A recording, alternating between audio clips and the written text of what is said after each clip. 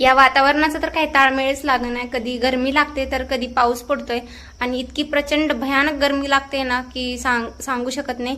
आणि त्यानंतर असा पाऊस झालाय, पावसात पण असं दमट वातावरण तयार झाले, असं थंडावा नाही अजिबात। तर मस्त रात्री पाऊस पडून गेला होता आणि सकाळी उठल्यानंतर पण थोडा हलका हलका पाऊस पडत होता।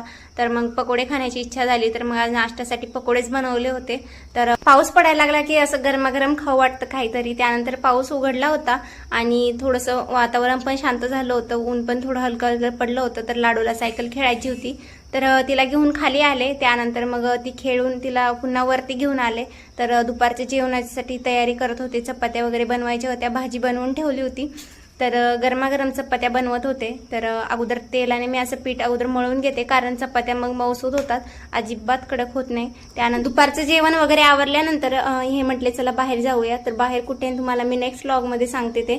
तर त्यानंतर अगोदर लाडूचं आवरून घेतलं, कारण मी जर तिच्या अगोदर आवरायला घेतलं तर ती कधीच मला व्यवस्थित आवरून देत नाही, रडू रडू पूर्ण अशी बेजार करते। आणि त्यानंतर मग तिचं आवरून दिलं, त्यानंतर मग मी माझं आवरलं। तर कसा वाटला व्हिडिओ नक्की कमेंट करून सांगा, आणि नवीन असाल तर प्लीज सबस्क्राईब करायला विसरू नका। बाय।